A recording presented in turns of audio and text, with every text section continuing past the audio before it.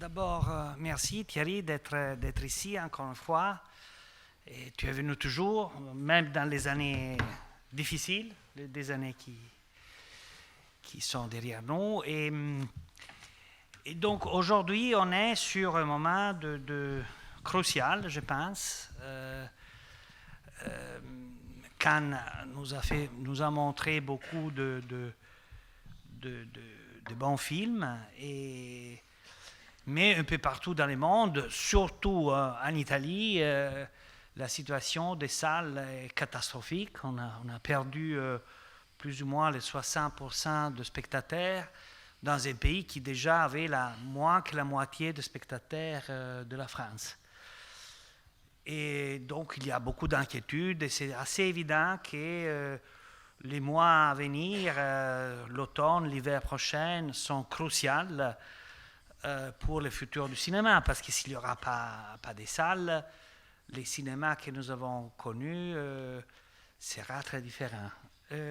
Donc, tu as un point de vue spécial qui est l'Institut Lumière, c'est l'histoire, mais c'est aussi Cannes, c'est le présent et c'est le futur. Donc, tu es bien placé pour voir l'horizon. Alors, donc, je te pose une question qui est tout simple. Quelle est la solution?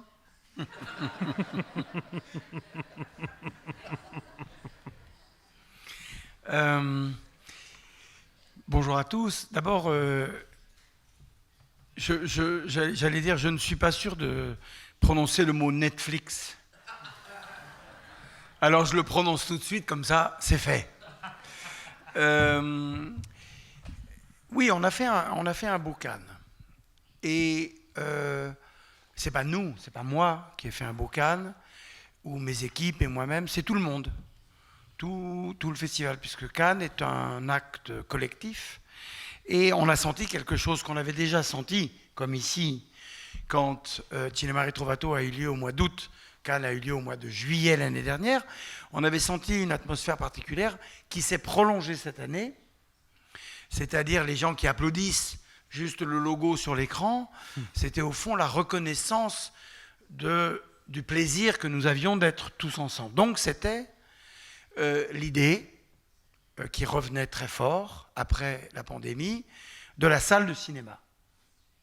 Et ça, c'était le premier truc. Et autant l'année dernière, on était encore dans la pandémie, que cette année, hélas, il y a la guerre en Ukraine, mais la pandémie est quand même en train de disparaître peu à peu. Donc, il y avait quelque chose d'un retour à la normale, et qui était la normale, c'est le cinéma, dans les salles de cinéma. Et il y a eu 3-4 moments particuliers qui étaient le film d'ouverture, qui était en plus un film, une comédie de série B et de série A à la fois, le film de Michel Hazanavicius, qui était un film sur le cinéma et qui se termine par une grande scène de solidarité sur un tournage. Et cette idée-là que le cinéma est un art... Et c'est un film de zombies.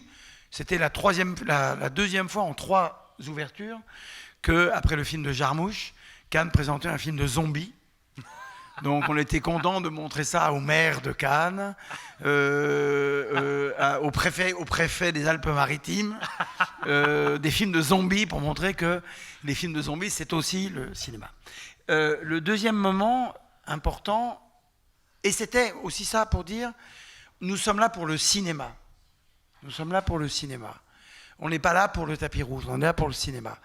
Le deuxième moment important, ça a été Top Gun, parce que y avait quelque chose d'un retour au grand plaisir du cinéma américain. Le troisième moment, ça a été un film tourné par le comédien de Squid Game, le coréen, un film dont il est le metteur en scène, s'appelle The Hunt, où à la fin, il y a un gunfight de 20 minutes, et c'était 2h du matin, parce que c'était un film de minuit, qui faisait 2h30, et sur le grand écran à 2h du matin, il y avait tellement de bruit que c'était... Et c'est un film policier, c'est un film de genre.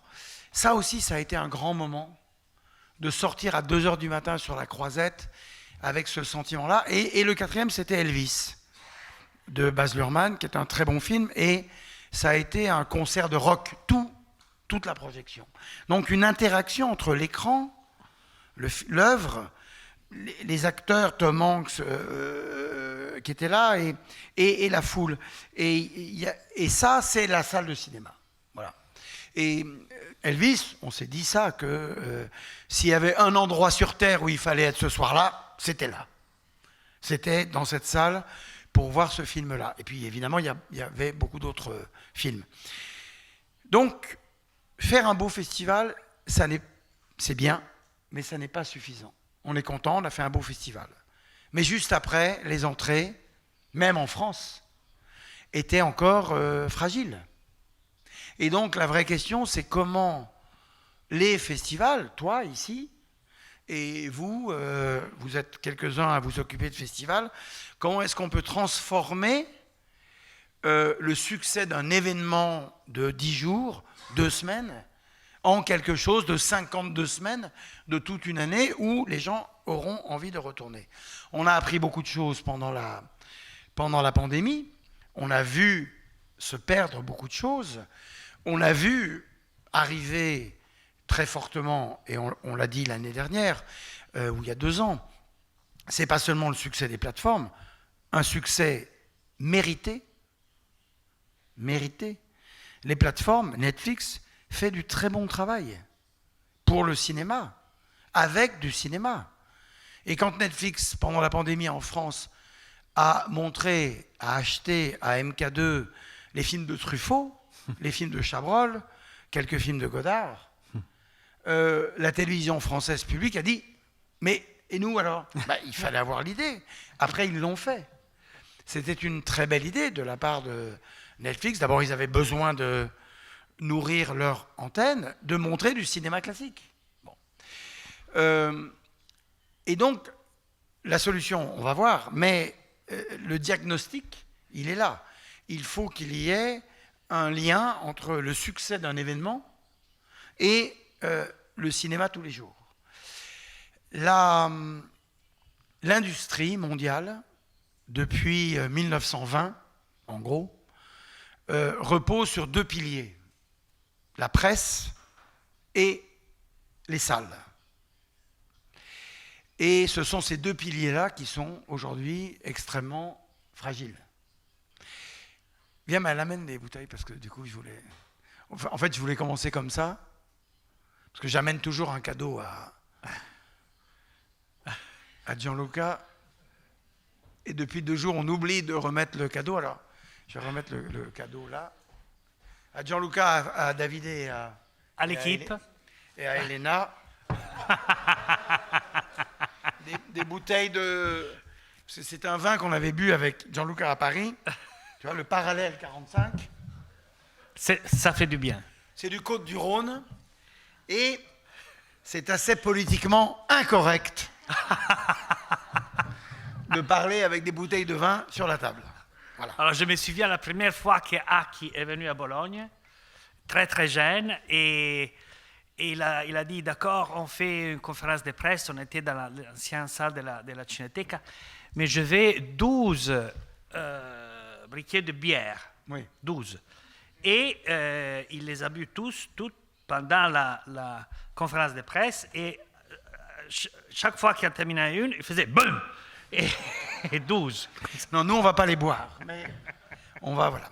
Donc, le cinéma repose depuis toujours sur la presse et les salles de cinéma. C'est-à-dire, la presse permettait au public de connaître, de comprendre l'importance du cinéma. Et puis, elle envoyait les spectateurs dans des lieux sublimes, des grandes églises, qui se sont réinventés toujours, jusqu'à il y a 25 ans, avec les multiplex, avec tout ça. Les salles de cinéma ont toujours su se réinventer. Aujourd'hui, il y a une fragilité aussi de la presse classique, de la presse quotidienne, de la critique, de sa crédibilité, mais de son succès aussi.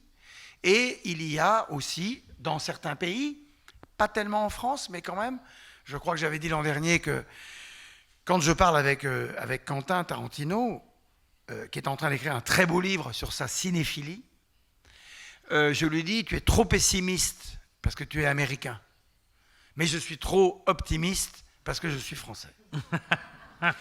Et même en France, tu disais, en France, on a perdu 34%, Régine, 34% des entrées, 30%, 34% des entrées. Mais nous, à Lyon, dans nos salles commerciales, on n'a perdu que 12%, salles commerciales auxquelles Régine est associée. Donc, quand on travaille de manière particulière, on peut, et le succès, par exemple, ici du festival, si la Piazza Grande, il n'y a pas de cinéma, les gens ne voient pas de cinéma ce soir-là.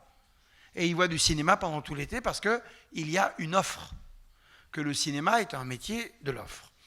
Et sur cette fragilité, moi je vois avec mes propres enfants, les adolescents ne lisent plus la presse, n'achètent pas la presse, et quand ils lisent la presse, c'est pour s'intéresser à la guerre en Ukraine, et pas tellement aux pages culture. Or, avant, c'était automatique. Moi, j'ai aimé le cinéma en lisant sur le cinéma. J'ai aimé le Tour de France en lisant sur le Tour de France, dans les journaux. Et aujourd'hui, il y a quelque chose qui se perd peu à peu. Alors, on ne va pas ici aborder, surtout que je n'ai aucune légitimité pour parler de la presse, seulement comme lecteur.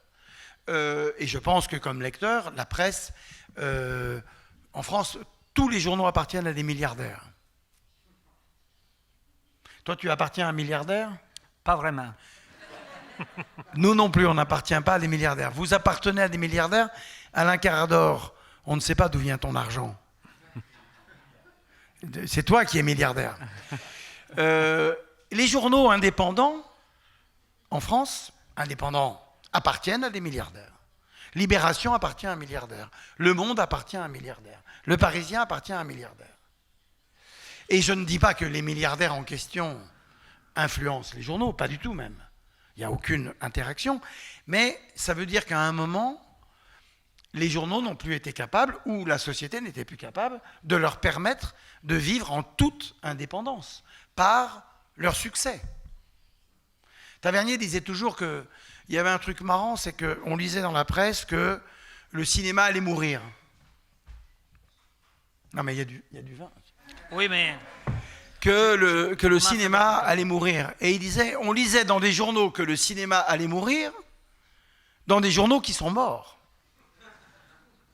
Et il dit, nous, les cinéastes, ou les producteurs, ou les exploitants, s'il n'y a pas de succès, ça c'est terminé. Bon. Donc il y a quand même quelque chose, à un certain moment, qui fait que, et personne ne pose la question, parce que c'est impossible de parler de la presse. Parler de la presse, ça veut dire attaquer la presse. Il s'agit pas. D'abord, on ne parle pas de la presse, et tout le monde n'est pas Anna Politkovskaya. Il y a plusieurs métiers dans la presse. Il y a Anna Politkovskaya qui meurt, et puis il y a des journalistes, des critiques qui font un autre métier. Bon. Mais c'est dommage, parce que j'aimerais pouvoir intellectuellement pouvoir parler de la presse. Moi, je suis historien. Quand j'ai commencé mes études, c'était la grande gloire de l'époque des annales, de l'histoire des annales, les historiens français, et de l'histoire quantitativiste. Bon, aujourd'hui, c'est plus ça. Ça évolue, ça bouge, etc., etc.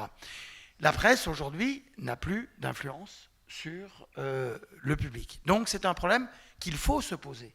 Comment trouver une manière de renvoyer les gens dans les salles de cinéma?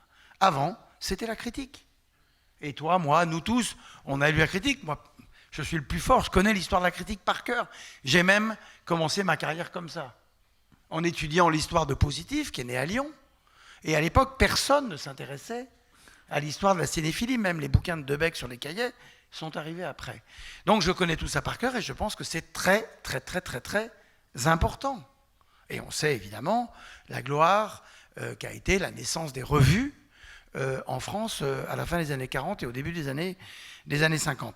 Donc aujourd'hui, il y a ça. Par exemple, À Cannes, cette année, on a eu un partenariat avec un média social qui s'appelle Brut.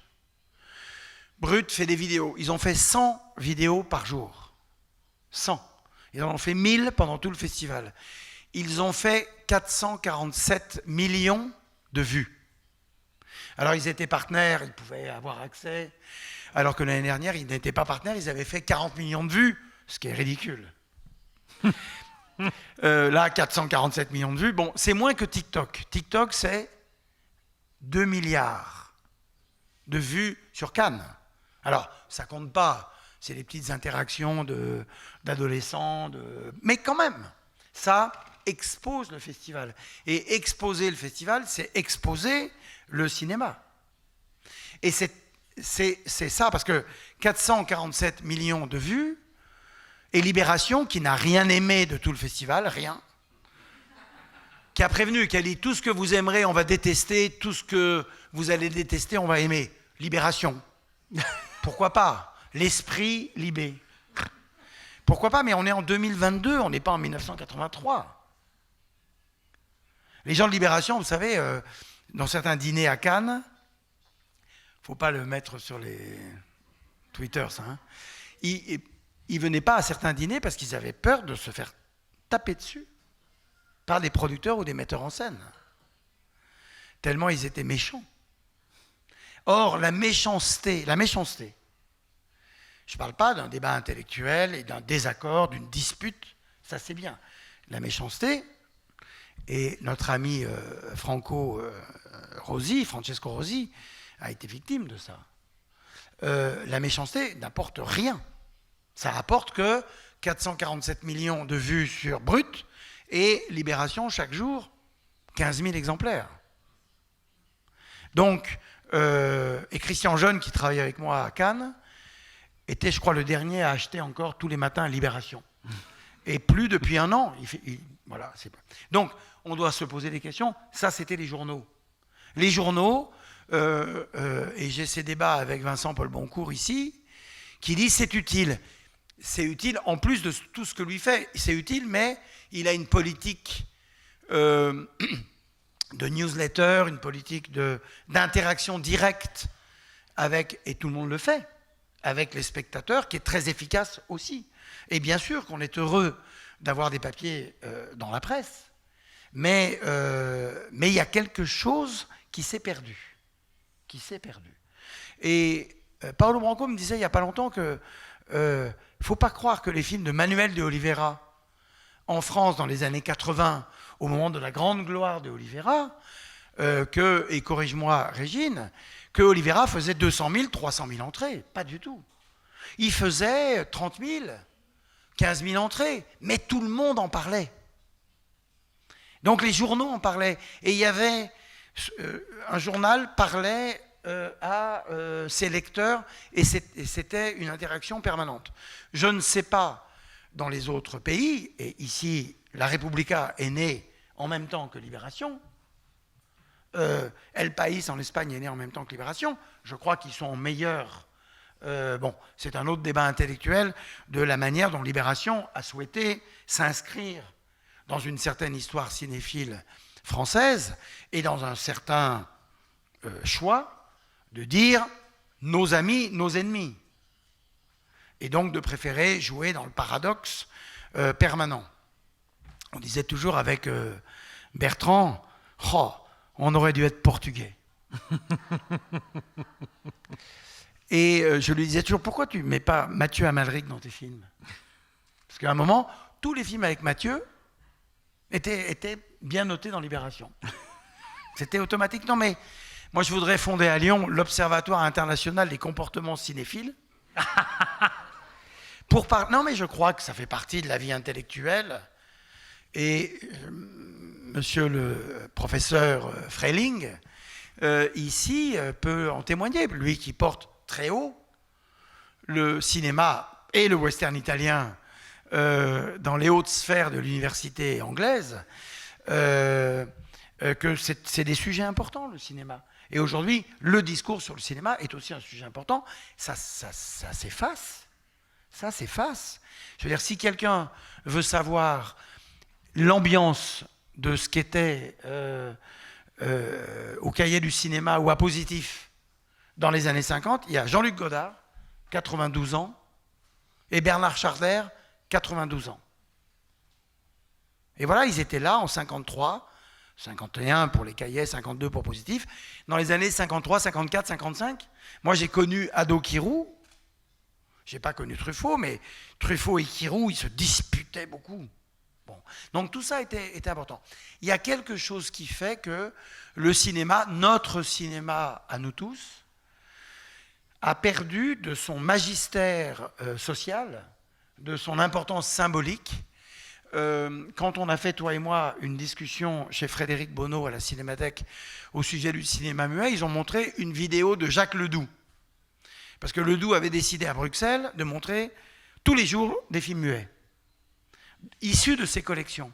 Et la télévision belge fait un reportage sur lui comme s'il était un animal extraordinaire.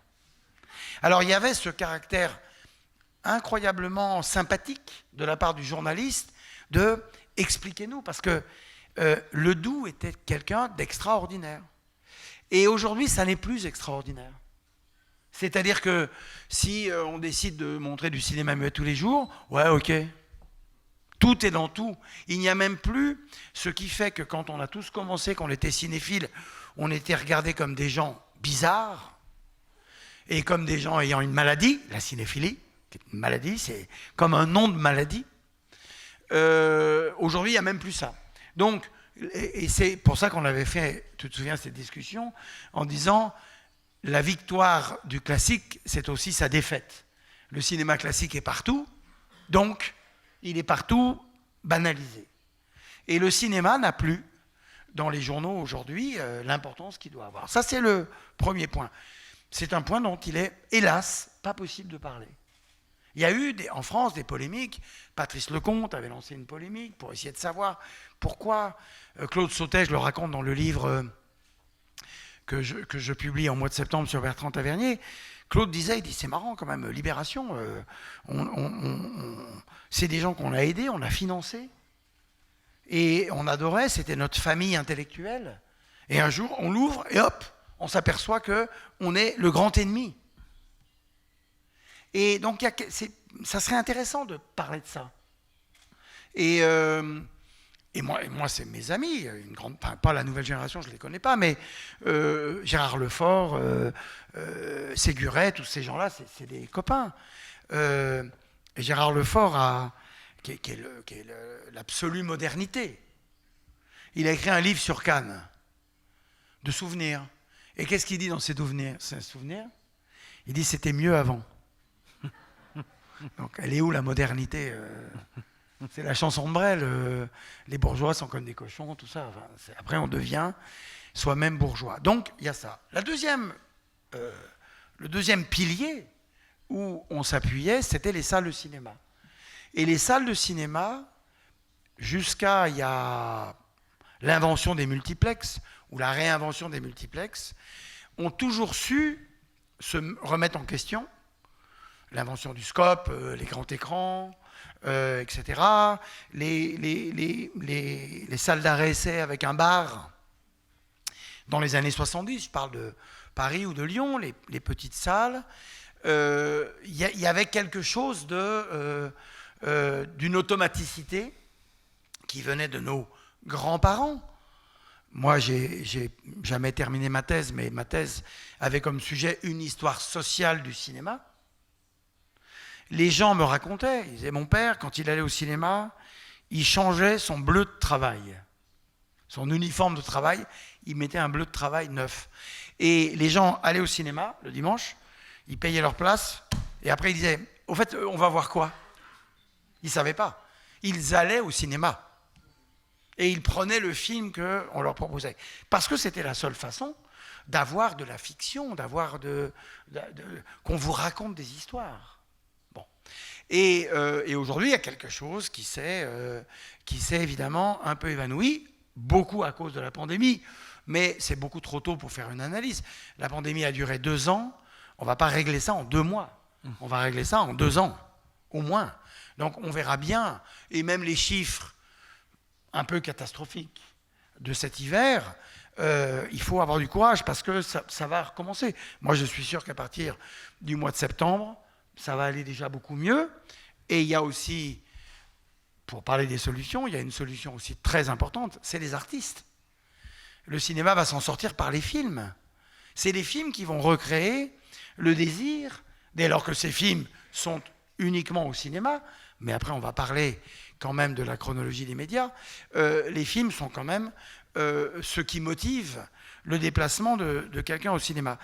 Et aujourd'hui, les salles de cinéma ne peuvent pas se contenter, je parle pour la France, et je le dis affectueusement, ne peuvent pas se contenter de campagnes publicitaires, au sens venez, il faut trouver quelque chose. Il faut réinventer, il faut, quand Guy Verrecka à UGC a inventé la carte illimitée, vous avez ça ici aussi? Non? C'était une invention compliquée, hein. En France, ça s'est beaucoup bagarré. Les distributeurs n'étaient pas forcément pour. Et puis c'était une belle idée, en fait. C'est-à-dire vous payez, c'était presque comme les plateformes, quoi. C'était un abonnement mensuel, et vous allez voir ce que vous voulez. Aujourd'hui, même les cartes illimitées baissent un peu. Donc ça veut dire ce qui a fait, mais c'était il y a 25 ans, les cartes illimitées, ce qui a fait à un moment le gros retour des spectateurs dans les salles, aujourd'hui n'est plus un moyen aussi efficace que par le passé. Donc il faut s'interroger sur ça aussi. Et faire des colloques ou des réunions qui ne soient pas syndicales, mais philosophiques. C'est-à-dire, on n'est pas là pour faire valoir qu'on veut tant d'argent, des subventions. Non, c'est philosophique. Qu'est-ce qui fait que... nous, à Lyon, il y avait 3 salles d'arrêt-essai. Une était fermée, les 2 autres en train de mourir. Donc nous, Institut Lumière, Cinémathèque, on a sauvé les 3 salles de cinéma. On les a rachetées. On a fait un emprunt à la banque. On a trouvé de magnifiques partenaires pour nous aider à financer. Et aujourd'hui, ces salles, elles marchent bien grâce au film. La Maman et la Putain est exploitée commercialement. Pas comme un objet de cinémathèque, commercialement. Parce qu'il y a un distributeur qui prend le risque de le ressortir commercialement et qui a un savoir-faire. Et ces salles, centre-ville de Lyon, si elles n'avaient pas été sauvées, aujourd'hui, elles seraient fermées définitivement. Puisqu'encore une fois, une salle de cinéma qui ferme et qui devient autre chose qu'une salle de cinéma ne redevient jamais plus une salle de cinéma. Ça, c'est une règle mondiale. Et aujourd'hui, cette notion-là du rapport au cinéma est évidemment pas une notion de cinéma, c'est même plus une notion de culture, c'est une notion sociale. C'est une notion, encore une fois, philosophique,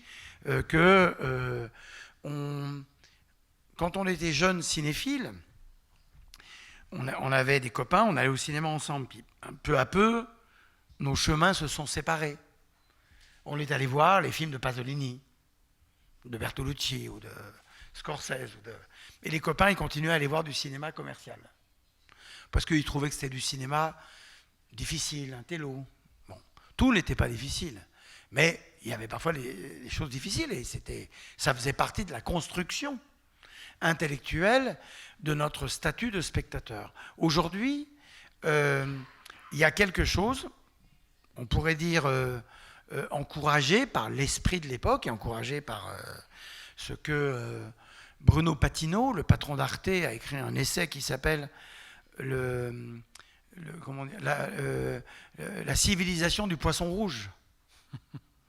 C'est-à-dire un poisson rouge dans un aquarium, il vous regarde 2 secondes. Il passe à autre chose.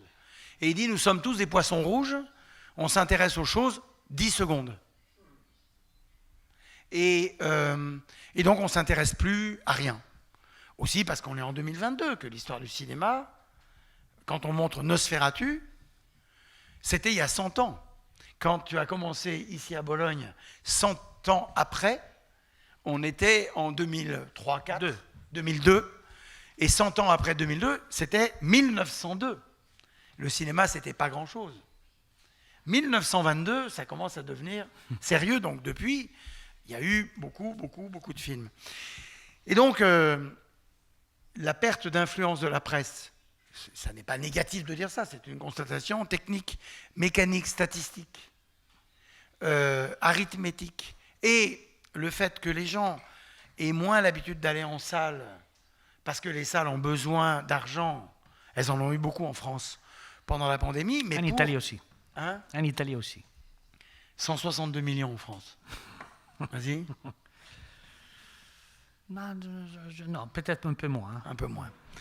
Mais c'est très bien, formidable, parce qu'il fallait sauver des emplois, il fallait sauver des professionnels, et donc le gouvernement français a été parfait pour ça.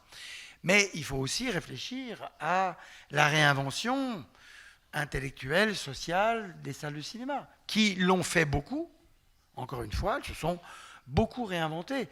Quand on voyait la génération des années 30, c'est-à-dire de l'apparition d'une génération d'exploitants avec le cinéma parlant, cette génération, 30, 40 ans plus tard, on arrive à la fin des années 60 et aux années 70. Cette génération a pris sa retraite. Et un nombre incroyable de salles de quartier ont fermé. Et là sont arrivées la transformation des ciné-clubs en salles d'art et essai commerciales. Et qui ont vraiment, à leur manière, renforcé, parce que ça correspondait aussi aux années 70, l'idée que le cinéma faisait partie des choses qui comptent. Et puis après, les multiplex sont arrivés. Et les multiplex, évidemment, chez les cinéphiles, c'était quelle horreur, le cinéma commercial. Mais les multiplex sont des salles techniquement extraordinaires. On voit les films dans de très belles conditions. Et les salles à Paris du quartier latin, ou nos salles à Lyon, c'est des petits écrans, comme à l'époque. Donc, il est aussi important. Alors, les multiplex se sont mis aussi à faire de la VO, parce que, par exemple, Lyon n'était pas une ville de VO, c'est une ville de VF, version française doublée. Et maintenant, de plus en plus, enfin plus que jamais, depuis 15 ans, 20 ans, c'est devenu une ville de VO. Donc les choses se transforment. Donc, presse et salle, il y a quelque chose sur quoi il faut s'interroger. Au milieu, la civilisation numérique, les plateformes et les réseaux sociaux. Et à Renaud Levanquim, qui est l'un des deux dirigeants de Brut, il me disait, très heureux de ces 444 millions de vues, je lui disais, vous savez vous servir de nous, de Cannes. Ils ont fait un triomphe grâce au Festival de Cannes. J'ai dit, nous, Cannes, mais nous, le cinéma, on doit apprendre à mieux se servir de vous. Comment prendre tous ces gens qui regardent les trucs et que ça leur donne envie d'aller dans les salles de cinéma. Et là, je pense que le lien ne s'est pas encore fait. Le lien est fait avec les séries. Parce que c'est la même civilisation. Et moi, je suis toujours étonné qu'on critique Netflix et qu'on, non pas critique, mais qu'on ne se pose pas la question de l'existence des séries. Quand vous voyez une série de 17 heures, bon, moi, je ne fais jamais ça, hein, mais quand vous voyez une série de 17 heures, votre besoin de fiction est assouvi. Vous n'allez pas dire, je viens de voir une série de 17 heures, maintenant j'ai envie de voir un film de Bergman. Non. Après 17 heures, vous êtes fatigué. Après 17 heures, vous avez envie d'aller boire une bière. Vous avez envie d'aller voir un match de foot. Vous avez envie de... Bon. Et nous, puisqu'on parle de football, évidemment, c'est formidable à la télévision, c'est mieux au stade. Comme un concert de Bruce Springsteen. Mais le cinéma, la musique, s'est réinventée grâce au concert. Alors elle, son problème, c'était le piratage, qui est aussi le problème principal du cinéma. Aucun homme politique ne prononce jamais le nom. Vous savez pourquoi ? Parce qu'ils ne veulent pas s'aliéner la jeunesse. Oui, parce que beaucoup de gens se sont dit « Je ne vais pas voter Emmanuel Macron parce qu'il m'a donné une amende parce que j'avais piraté un film. » Mais jamais. Ils n'ont pas voté Emmanuel Macron ou ils ont voté Emmanuel Macron pour d'autres raisons que ça. Il n'y a aucune raison de ne pas combattre la piraterie. On apprend aux enfants à ne pas voler un gâteau dans une pâtisserie, pourquoi il pourrait aller voler un gâteau sur Internet? Les films, c'est des gâteaux. Il y a des droits, ça appartient à des gens, et ça a une valeur. Et je l'ai peut-être dit, mais il y a quelques années, à l'époque des premières discussions sur Internet, et de ce qu'on appelait la licence globale, il y avait beaucoup de gens qui disaient, on paye sur Internet, 30 € par mois, et on voit tout ce qu'on veut.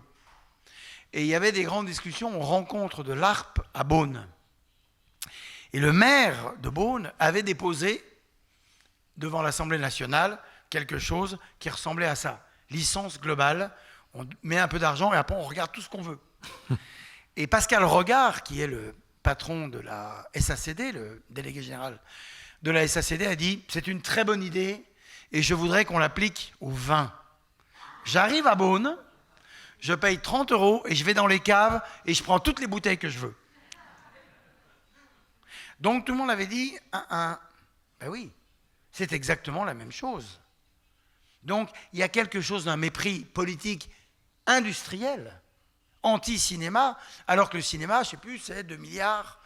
C'est une industrie qui compte sur le PIB national et international aussi, puisque, évidemment, le soft power est important.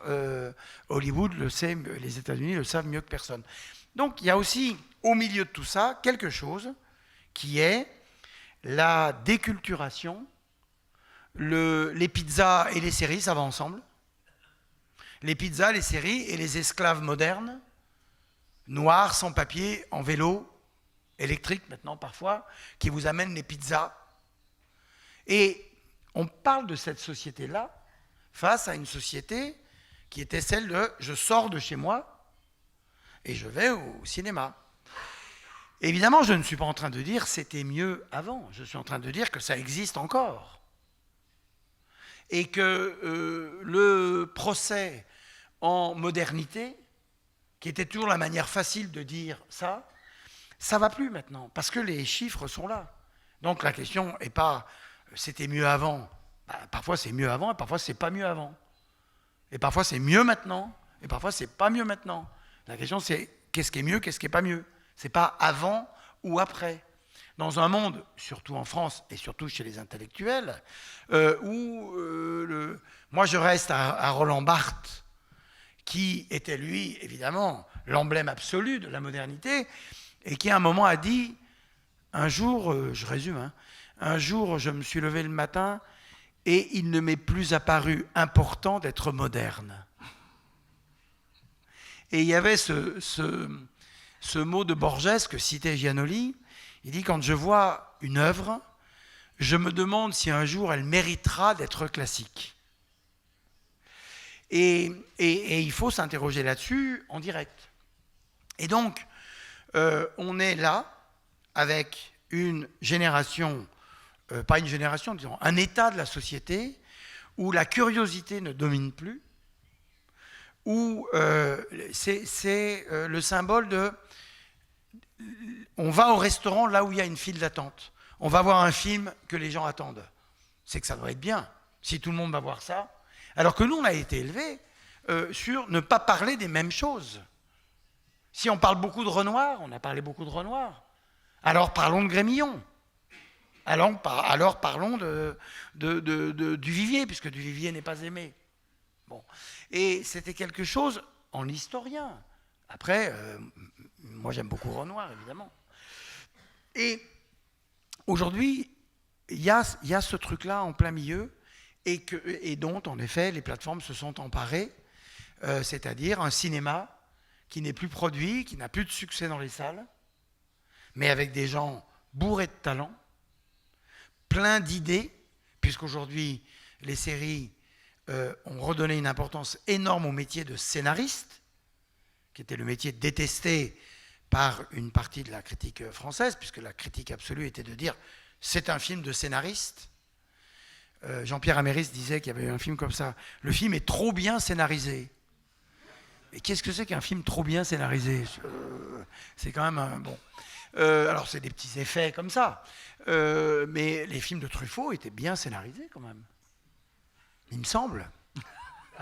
Même très bien. Même très bien. Les films de Rivette, non, puisque le style de Rivette, c'était justement, venant du théâtre, d'être dans l'improvisation plus, encore que c'était écrit, il avait des co-scénaristes, Rivette.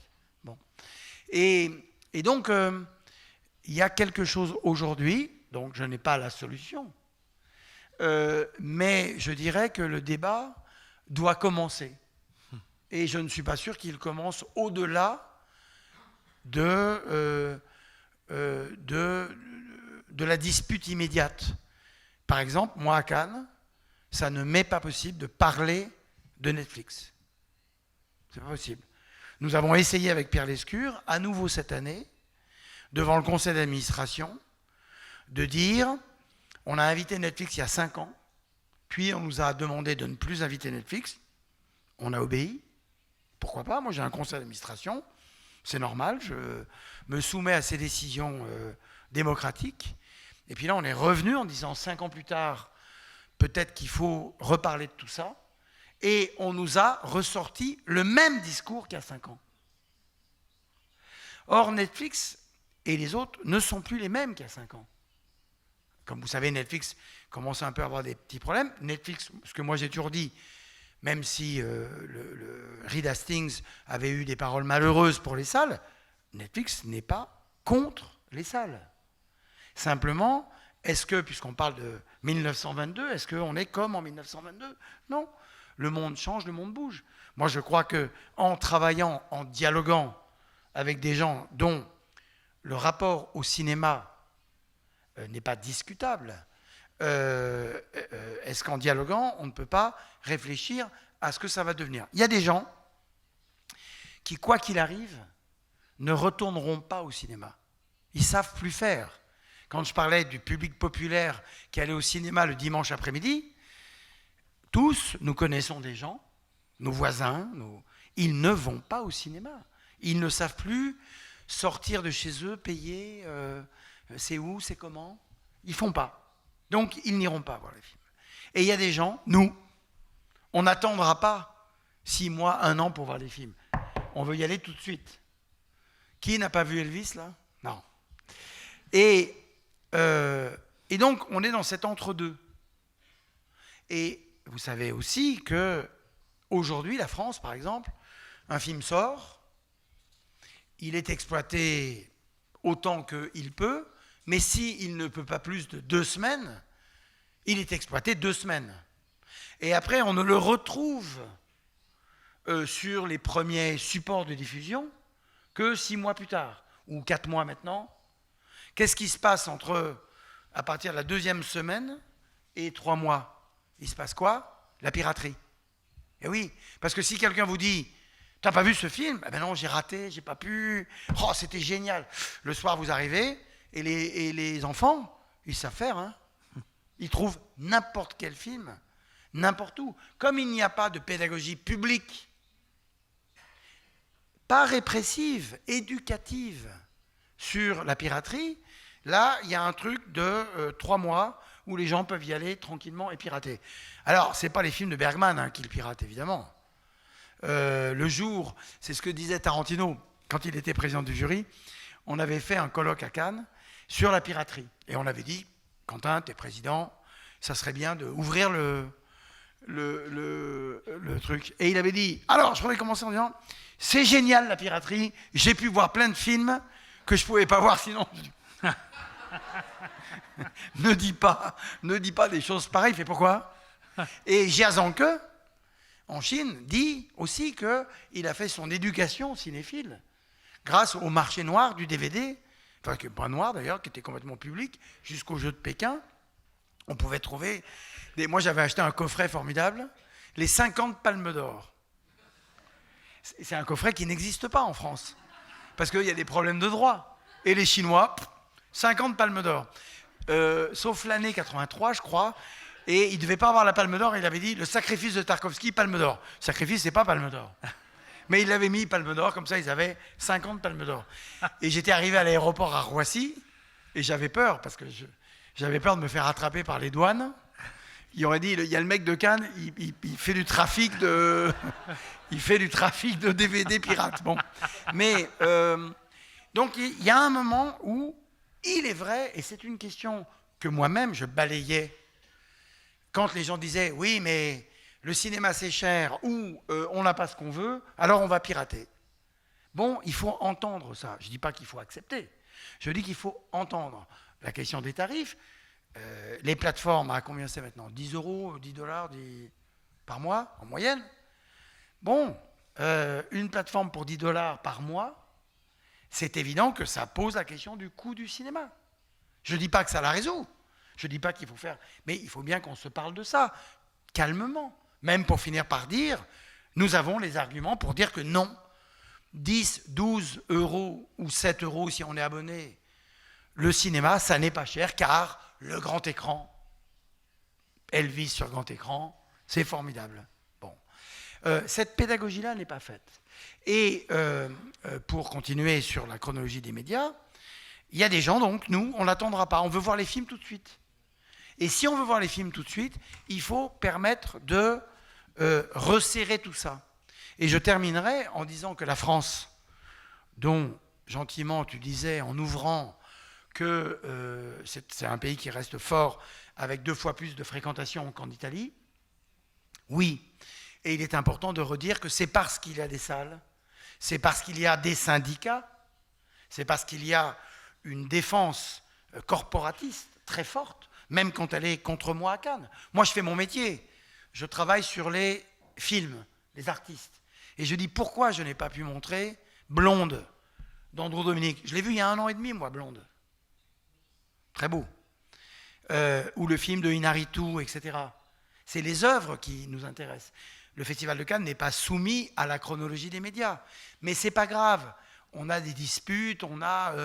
je vois Tessa qui est là, et je vais citer Jérôme Sédou de Pâté. Jérôme Sédou, il y a 5 ans, il m'a disputé. Il m'a dit, Thierry, il ne faut pas inviter Netflix, il faut protéger les salles. Et aujourd'hui, il dit, quand même, le monde a changé, il faut un peu réfléchir à ça, surtout que lui, ou Gaumont, par exemple, pour prendre les 2 grandes enseignes françaises, travaillent avec Netflix sur des séries ou sur des ventes de films à l'international.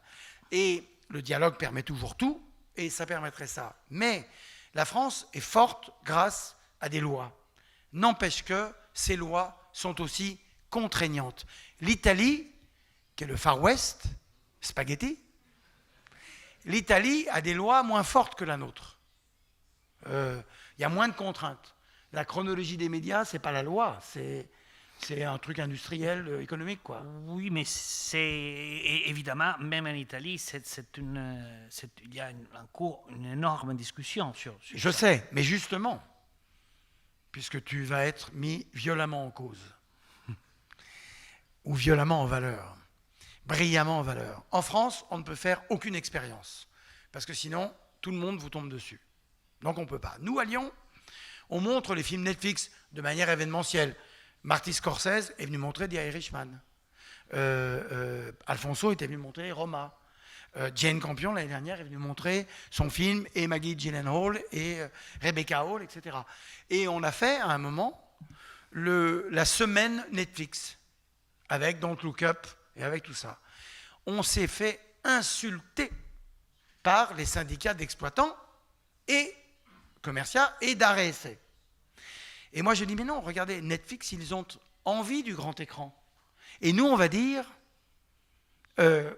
regardez ces films-là, pas chez vous, venez chez nous.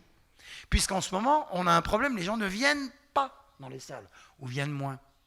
Mais surtout, quand on a présenté, c'était quoi, Maël, Don't Look Up, je crois qu'il était déjà sorti. Non, c'était quel film qu'on a présenté? Le Jane Campion, qui était déjà sorti. La salle était bourrée. Et je présente le film, et je dis, qui a déjà vu le film? Et des mains se lèvent. Et j'ai dit, vous êtes revenus? Et ils ont dit, oui, parce qu'on veut le voir sur grand écran.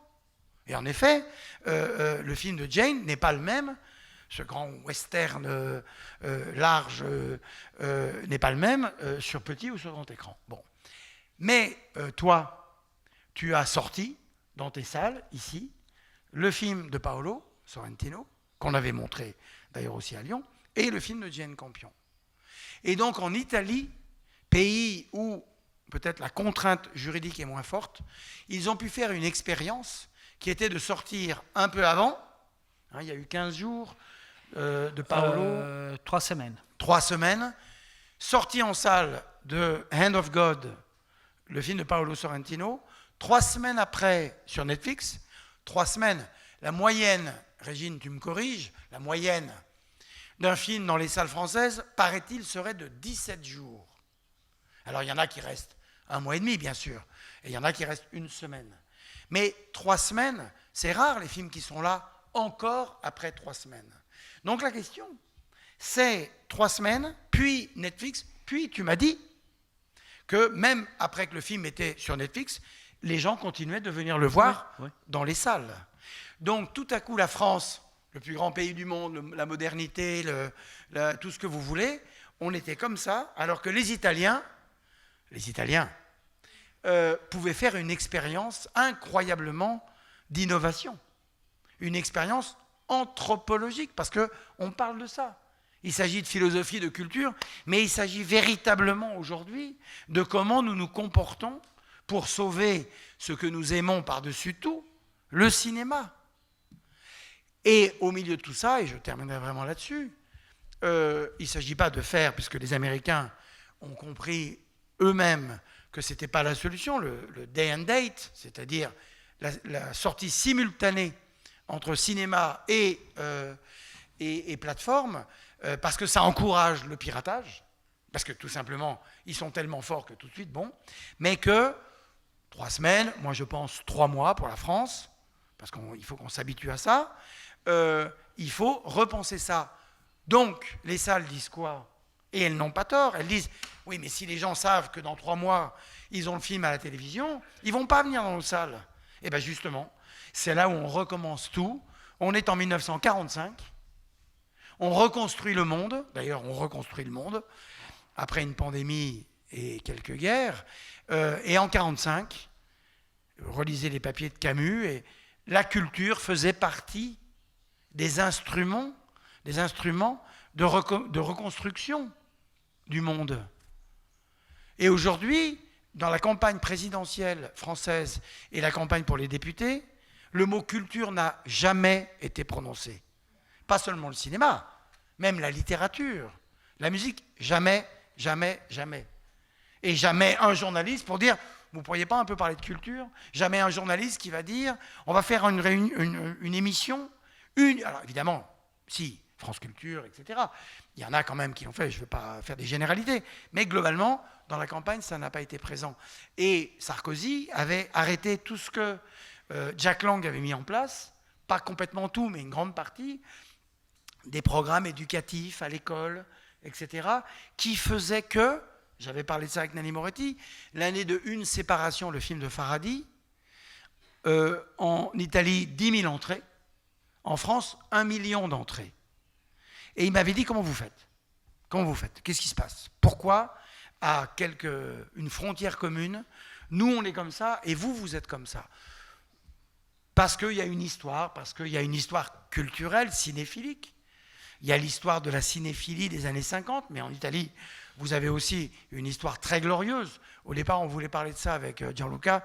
J'avais dit, j'aimerais qu'on parle des morts. Je voulais qu'on parle de tous nos grands aînés que nous avons connus et qui ne sont plus là. Et bon, on fera ça une autre fois. Mais l'Italie a aussi une histoire prestigieuse, n'empêche que la France était capable de ça.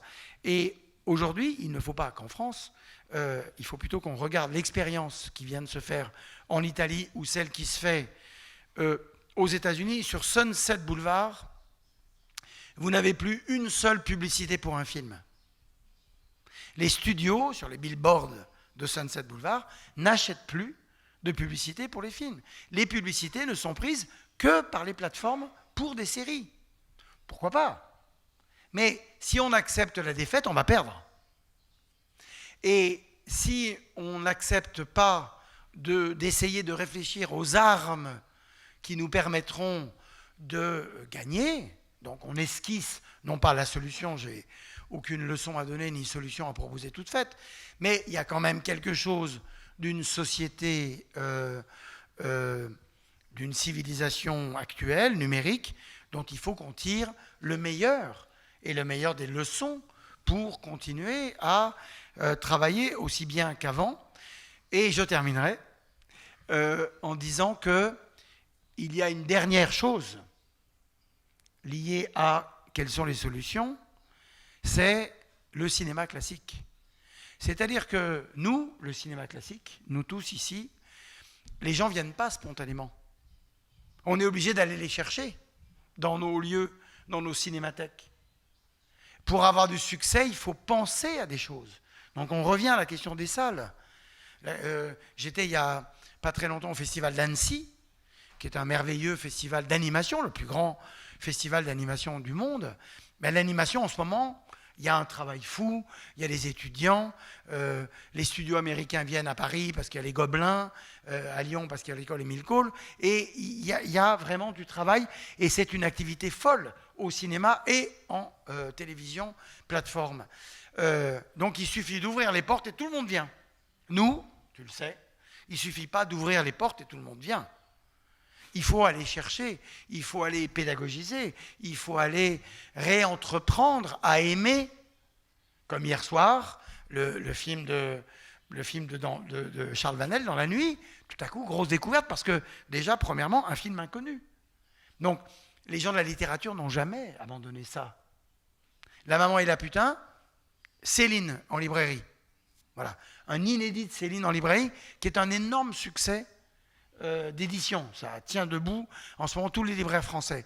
Et La maman et la putain, elle est désespérée, Régine, parce qu'elle aurait tellement aimé que le film soit sifflé, que le film suscite des protestations, comme en 1972, 13, je ne sais plus, 13. Hein.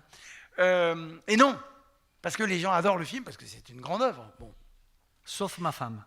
Et on s'est disputé hier, la nuit. Ah, bon. Mais peut-être aussi qu'on n'ose plus, on n'ose pas dire, puisque même Gilles Jacob, qui n'avait pas aimé le film à l'époque, vient de faire contrition dans les journaux et de faire son mea culpa.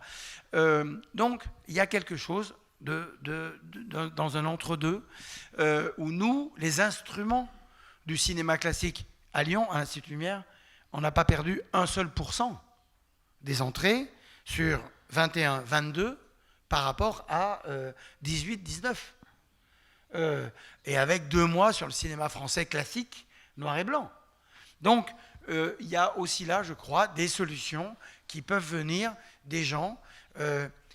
Dans la cuisine, par exemple, ils ont réinventé la notion de gastronomie.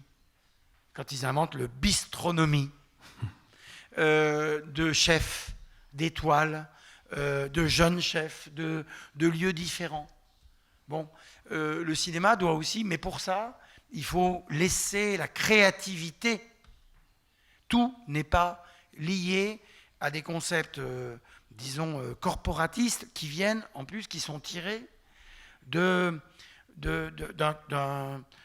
comportement qui est toujours valable, mais qui date d'il y a longtemps. Qu'est-ce qu'on fait aujourd'hui? Donc la solution, c'est peut-être pas, la question est peut-être pas quelle solution, mais qu'est-ce qu'on fait? Thierry Frémaux.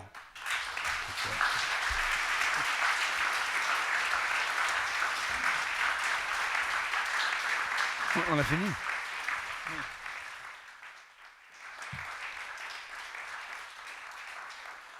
C'était entre nous, c'est pas pour les réseaux sociaux, hein.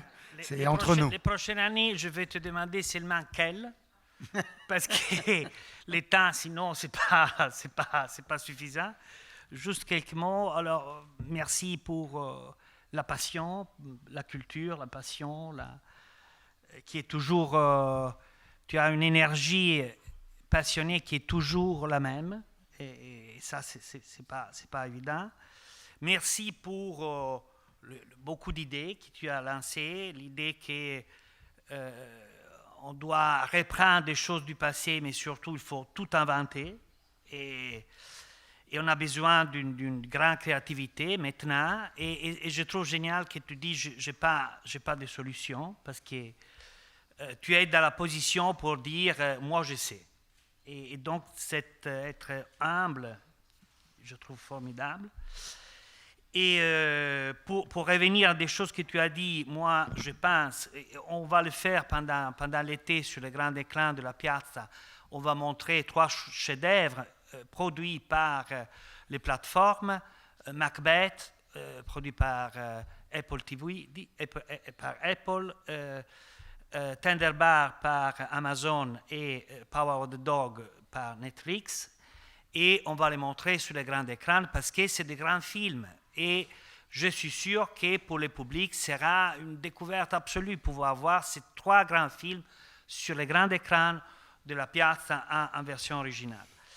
Et puis, je suis un peu inquiète quand je découvre que la France est en train de s'italianiser, parce que chez nous, on est habitué que le Premier ministre rarement parle de culture, et surtout, jamais pendant la campagne électorale, les politiciens ont le courage de parler de la culture. Et c'est bien évident que la solution, c'est dans la culture, parce que en Italie, on ne peut plus utiliser les mots populaires, parce que populaire, ça veut dire fasciste maintenant. Mais non, populaire, c'est les mots les plus beaux qui existent. Et ce festival est la démonstration qu'il ne faut pas avoir peur de la culture, parce que c'est un festival incroyablement spécialisé, même radicalement spécialisé, et c'est un festival populaire. La piazza est pleine, Évidemment. est pleine de spectateurs, parce que qu'est-ce que c'est les populaires? C'est nous. Donc, il faut réaffirmer les mots populaires, il faut avoir le courage de les réaffirmer et de revenir à la force de la culture, parce que la solution, comme tu disais, c'est la culture et c'est les dialogues. Sauf qu'on est en guerre, donc les dialogues sont extrêmement compliqués. Mais il faut avoir le courage de parler et de se mettre autour d'une table et avoir le courage de dire il faut revenir aux grandes questions philosophiques, parce qu'il faut tout changer. Oui, la gauche en France a commencé à... C'était Lionel Jospin, quand il y avait eu une fermeture d'usine de Renault, il avait dit « l'État ne peut pas tout ». Et nous, on avait dit « si, l'État peut tout, puisque l'État, c'est nous ». Et ça a commencé comme ça. Et dans le cinéma, on peut tout, parce que c'est nous tous. Et chacun dans sa position, du spectateur. Et je terminerai juste par une chose. Quand, au Festival Lumière, il y a 2 ans, on avait montré Soul, le dessin animé magnifique de Pete Docter. Au moment où on l'annonce, et entre le moment où on l'annonce, le film, Disney dit on ne va pas le sortir en salle, les salles étaient à moitié fermées, on va le mettre sur la plateforme Disney+. Et là, les exploitants nous demandent de boycotter la projection. Et on refuse, évidemment. Et Bertrand Tavernier, qui était là, je lui dis, tu es d'accord, priorité aux auteurs. Il dit, évidemment, on montre les œuvres. Et en plus, Pete Docter était tellement heureux de montrer son film. Et on a dit aux exploitants, OK, on va boycotter le film, Disney, parce que Disney se comporte mal. Et vous nous promettez de boycotter tous les films Disney toute l'année prochaine. Puisqu'en France, ça avait fait 47 millions d'entrées, les films Disney. On n'a jamais eu de réponse. Donc, les coupables sont toujours ceux, mais c'est normal, il y avait une chanson de Guy Béard à l'époque, les coupables sont toujours ceux qui font de l'innovation trop tôt. Et au fur et à mesure, on finit par dire, mais nous, moi ça ne me dérange pas, moi c'est ma mission, mon travail, de faire des propositions peut-être radicales, c'est trop tôt, c'est pas bien, ok, c'est trop tôt, c'est pas bien. Mais il faut aujourd'hui se poser ces questions-là pour être sûr que nous, parce qu'on n'a pas le temps, mais on pourrait parler aussi des questions de génération et de la manière dont on apprenait à un certain moment aux générations d'admirer les générations antérieures et de savoir d'où on venait. Et évidemment que ça, le système néolibéral mondial a complètement cassé tout ça, cette idée-là, puisqu'il ne faut jamais parler du passé, des fois que le passé vous donne de mauvaises idées. Et nous, on pense qu'il y a des bonnes idées dans le passé. Grazie. Merci beaucoup. Merci.